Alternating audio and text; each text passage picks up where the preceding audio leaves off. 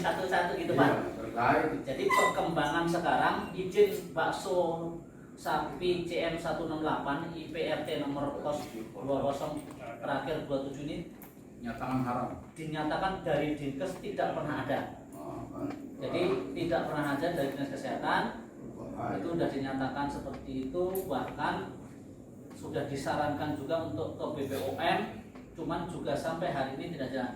Dan yang paling terakhir adalah supaya teman-teman juga saksikan, perusahaan ini sampai hari ini masih berproduksi. Justru memang ketika ada tindak pidananya, diduga tindak pidananya, kalau dia memang benar-benar masih beroperasi, sebenarnya dia sudah melanggar ketentuan yang sudah diberikan oleh DPM PST atau dinas apa namanya? Perizinan satu atap itu. Artinya apa? Itu suratnya berbunyi keputusan Pak. Oh. Berbunyinya keputusan. Loh, kalau sudah berbunyi keputusan aja dilanggar, terus mau apa lagi? Ini warga ini nggak ada kekuatan apapun, hanya bisa yang meminta, memohon. Padahal kalau kita membaca surat dari Pemda, dari dinas apa tadi, nah ini bunyinya itu keputusan ya Pak. Kalau sudah keputusan harusnya harus dijalankan, kan gitu, harus dijalankan karena ini berbunyi keputusan. Maka kemarin kita diskusikan mengirim surat ke pemerintah Kota Depok, CQ-nya adalah Ketua Satpol PP Kota Depok. Nah, karena ini juga sudah terlapor pidananya, secara administrasinya yang ada di pemerintah Kota Depok supaya berjalan juga. Gitu Pak. Nah, ini nanti saya kembalikan kepada saudara-saudara. Apakah surat yang kemarin kita diskusikan sudah dikirim atau belum? Atau seperti apa? Di fisik yaitu bungkus otak-otak sama bungkus bakso. Nah, sebenarnya kemarin itu kita yang lebih mantap sebenarnya mengenai logo halal sebenarnya. Cuman karena logo halal ini birokrasinya terlalu rumit. Kita sudah kirim surat ke MUI Depok. Ternyata MUI Depok tidak bisa membalas surat kami, bukan tidak bisa. Terkait perizinan ini adanya di provinsi. Dan di provinsi juga sebenarnya provinsi di sana hanya mengizinkan, tapi untuk verifikasinya ada di Bogor, di ITB. Wah, muter-muter Pak, kita udah jauh-jauh sana lah, kira-kira gitu. Namun sebenarnya saya berkeyakinan kalau itu logo halalnya jelas tidak ada. Bulog dari mana maksudnya Pak? Jadi ini putih ini apakah air meluap? Apa ini putih-putih ini? Kalau dulu emang putusnya Pak. Sekarang kan sudah nama 3. Terus? Sekarang sudah nama 3. Iya, terus? Ini apa nih? Supaya segera dari proses pidananya kita sudah on the track. Nah, sekarang tinggal kita menekan tidak pemerintah daerah Kota Depok. Karena ini bagaimanapun juga ini bunyi keputusan ini. Bisa nggak bisa harus dijalankan. Iya, kalau keputusan. Udah keputusan kan harus dijalankan. Kenapa tidak dijalankan? Pertanyaannya sebenarnya sudah pas banget Pak. Ini Pak Iwan. Nah, maka mungkin perlu bareng-bareng atau perlu rame-rame, tidak satu orang mungkin maunya gitu, atau bagaimana saya itu. Ini kan sudah apa ranahnya sudah agak meluas ya, karena terlapornya adalah Pak Saudara Iwan Diaswara. Dan kita sudah counter, kita sudah bisa jawab, kita semua saksi-saksi sudah kita hadirkan. Berbalik pada bahwa bapak-bapak sekalian ini sudah mengirimkan surat yang nomor 175, yaitu laporan pabrik diduga pencemaran. Nah, ini juga sedang diproses di Polres Depok. Diproses di Polres Depok karena menurut saya lingkungan hidupnya ini agak apa ya, harusnya perlu pembuktian yang kuat, karena diduga pencemarannya kan kita nggak punya bukti. Diduga pencemarannya kita nggak punya bukti. Namun demikian untuk selanjutnya kami sudah laporkan juga di Polda Metro Jaya terkait dengan Undang-Undang Pangan. Undang-Undang nomor berapa tadi? Saya sudah laporkan, jangan sampai salah, soalnya nyebut nama orang ini sudah LP-nya sudah ini Jadi Undang-Undang nomor 18 tahun 2012 tentang pangan. Sebenarnya kami melaporkan beberapa undang-undang terkait dengan juga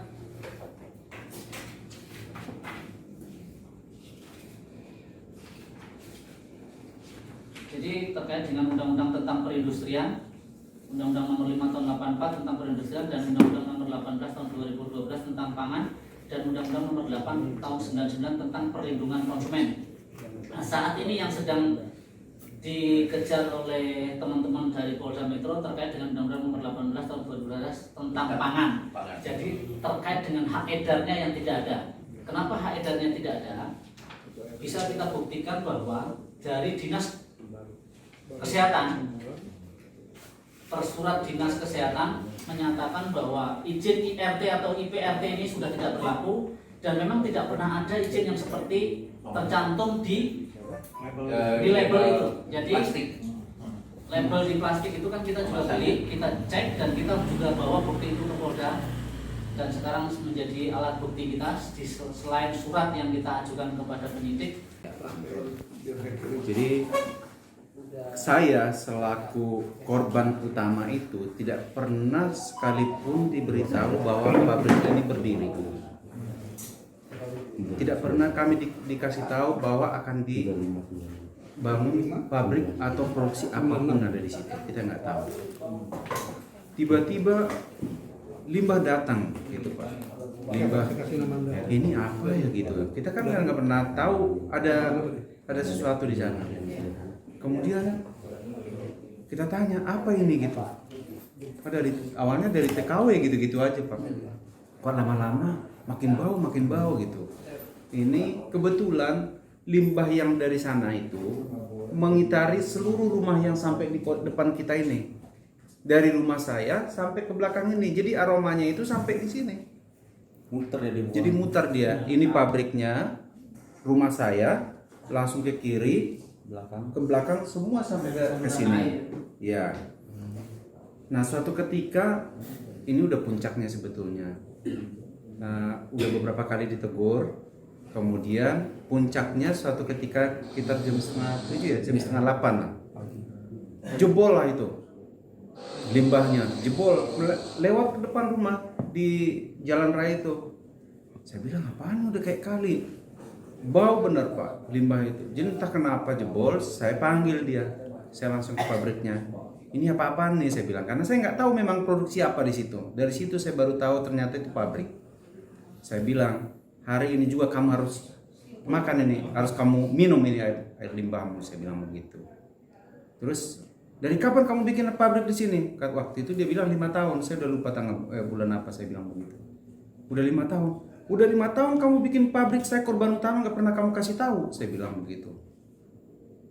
Nah akhirnya pabrik itu sebetulnya sudah tidak memiliki izin sebetulnya. Sudah dicabut izinnya gitu ya. Memang untuk industri itu nggak ada izinnya. Ya? Industri itu nggak ada izinnya. Iya. Yang ada yang lama, yang industri itu. Iya. Nah artinya saya jujur aja sangat jengkel. Kenapa? Udah dicabut izinnya pun makin besar dibangun Pak. Dulu nggak sampai separuhnya itu. Kok ini makin nantangin gitu loh. Disegel untuk masalah IMB malah membangun. Iya. Kebetulan kan kita orang birokrasi Bu. Ya, kami sudah melakukan pendekatan secara persuasif, pendekatan secara birokratif kepada pemerintah. Ya, mulai kami dari beberapa ganti nih RT. Yang pertama kali kami bikin surat. Kami ke RT, kami ke RW, kami ke kelurahan, kami ke camat, ke lingkungan hidup saya ikut kok. Ada evidensnya nanti foto-foto kita dari sana semua. Lagi ya. Secara normatif kita sudah lakukan gitu Pak. Cuman kita tidak mau yang namanya melakukan suatu anarkis lah gitu. Saya bilang karena kebetulan di sini udah banyak terlibat Pak. dari yang ini kita kadang undang banyak wartawan apa macam-macam sudah berkali-kali gitu. Jadi sekarang sudah makin fokus sebetulnya dengan adanya kita menunjuk satu penasihat hukum kita dan semua punya kontribusi di sini, punya atensi di sini, dan inilah harapan kami satu-satunya saat ini jalan melalui upaya hukum, melalui jalur hukum, itulah satu-satunya yang bisa kami lakukan saat ini. Saya bilang begitu. Waktu itu memang mau lebaran ya Pak ya? Mau lebaran. Dia janji dengan surat pernyataan besok akan ditutup. Ternyata dia sampai besok kan tidak ada aksi apa-apa. Akhirnya saya samperin lagi, mana janji kamu? Saya bilang begitu. Dia nggak bisa menepati janji, dia datang ke kita, Pak, tolong nanti setelah lebaran aja kita ini. Tidak bisa, kamu sudah bikin surat pernyataan di atas materai. Saya bilang begitu. Yang janji siapa? Ya? Yang janji siapa? Yang punya pabrik, Adi. Nah, akhirnya dengan terpaksa kami yang tutup yang ke limbah yang ke rumah kami ini. Nah, kemudian dia menggali jalan fasilitas umum jalan raya dibuat untuk jadi saluran limbahnya. Itulah yang sampai sekarang. Namun, limbah ini memang tidak masuk ke kami lagi secara langsung. Tapi aroma atau baunya itu masih sampai sekarang. Di samping itu getaran yang sangat luar biasa. Yang paling buat kita jengkel sebetulnya, kita dengar nih, bahkan ini Bapak kita ini kan sangat aktif Pak. Dan LPM juga sangat aktif, begitu juga sama di tim antar lintas Apa namanya? Dibuang kita tidak tahu. Dibuang lah kita tidak tahu, yang jelas dikelola oleh orang lain. Dan faktanya ketika di lapangan masyarakat masih Bau. iya, baunya itu masih terus. Nah, kalau hujan dia sangat keras sekali baunya itu. Nah, bau busuknya inilah yang menjadi masyarakat sangat-sangat terganggunya di situ. Sejak kapan itu Pak mulai berbau? Udah. Pokoknya sejak pabrik itu dibuka besar kita ya udah mungkin kalau di paru-paru kita ini barangkali udah bau Sudah berdiri bakso dari nih. sejak awal. Bau. Sejak kapan sih itu? 2000 berapa? Udah lama sekali. Jadi supaya tahu dulu nih. Historisnya itu bahwa Ya, warga masyarakat ini inginnya berdamai-damai lah, jadi tidak terlalu berkonflik begitu. Nah, di akhir-akhir ini kan ada laporan dugaan tindak pidana ITE yang dilaporkan terkait dengan itu adalah Pak Iwan Deswara ini. Maka di situ warga jadi tambah kenceng gitu loh, tambah berontak lah kira-kira begitu, karena gara-gara namanya masyarakat awam dipanggil polisi terkait dengan pabrik ini kan gitu. Ini yang dilaporkan memang beliau Pak Iwan Deswara ini yang menjadi terlapor. Dan sekarang sudah diproses sampai hari ini belum ada kejelasan konkretnya karena memang masih lidik ya. Jadi nggak apa-apa, itu nggak ada masalah. Tapi dengan dilaporkannya itulah menjadi warga makin kompak, makin ini itu saja. Saya kira cukup lah ya Mbak ya. Pak RW, mau tanya Pak RW yang punya wilayah tutup paksa, kenapa Manulang ini saya tutup paksa, ya kan? Ya tidak bisa berbuat apa-apa. Akhirnya dia bikin selokan sendiri, kurung-kurung gede, ya kan? Buanglah ke depan. Makanya yang di bawah itu nanti Bapak juga ada videonya, kita juga banyak. Kalau bisa juga dapat videonya sih. Nah, dampak bagi saya ini adalah sampai sekarang itu bau. Bapak bayangin, ya kan? Tiap hari itu bau, enggak pagi, siang, ya kan, malam, ya kan. Bayangin, rumah saya ini, ya kan, kamar itu pakai AC, keluar dari ruangan kamar doang baunya. Tiap hari itu, bayangin. Dia sendiri nggak tinggal di situ. Seterang aja, kalau bisa dibilang aku bisa berkaya, barang itu udah habis, ya kan, udah habis, ya kan. Saya udah berusaha dengan yang ini tuh. Dari pertama awal ya kan sampai dari lingkungan hidup dari Bogor, kecamatan, kelurahan. Dari lingkungan Raya Bogor udah jelas ini ada tempat pemukiman bukan pabrik. Dari kecamatan nol, artinya apa? Surat apa ya katanya? nggak jelas. Akhirnya kita jelasin waktu itu kita bikin surat, oh yang ini jelas. Dari kelurahan Pak Suryadi, ya kan, datang situ jelas, oh iya, dia jelas bahwasanya setiap tahun itu harus ada laporan di kelurahan. Nah laporan ini di pabrik itu harus ada laporan tiap tahun. Rupanya dia dipalsukan. Jadi surat-surat yang diizinkan waktu dulu itulah sebagai laporan sampai sekarang. Itu. Nah saya yang kena dampaknya, baunya minta ampun. Ceritakan Pak. Oke. Nama saya Wondo, bisa aja disebut Tarwondo di Puro.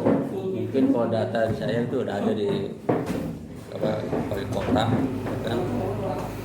Jadi terus terang aja, kami ini tetangga yang istilahnya kena dampak langsung, ya kan. Kita ini biarin aja usaha apa, kita juga nggak tahu gitu loh. Istilahnya kan bukan berarti kita tidak peduli, tapi kita tahu dia usaha, tapi kita tidak mau mengganggu. Ya dia berjalan, tetap aja berjalan, silakan aja. Ya. Tapi lama-lama, ya kan, produksi ini makin besar. Yang herannya itu limbahnya itu dibuangnya pas sekali pada waktu.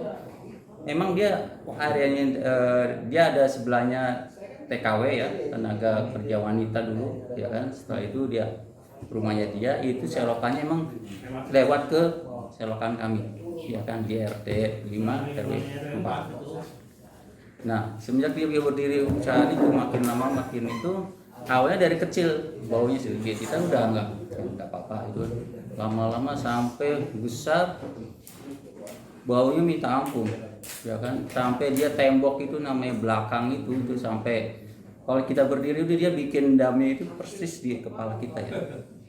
Jadi dia mungkin temboknya lama pecah, ya kan, berembes keluar, ya kan, lalat udah pada mampir, lalat hijau segala macam, ya kan, kita tegur lagi, ya kan, beresin lagi, ya kan, sering-sering kayak gitu, ya kan.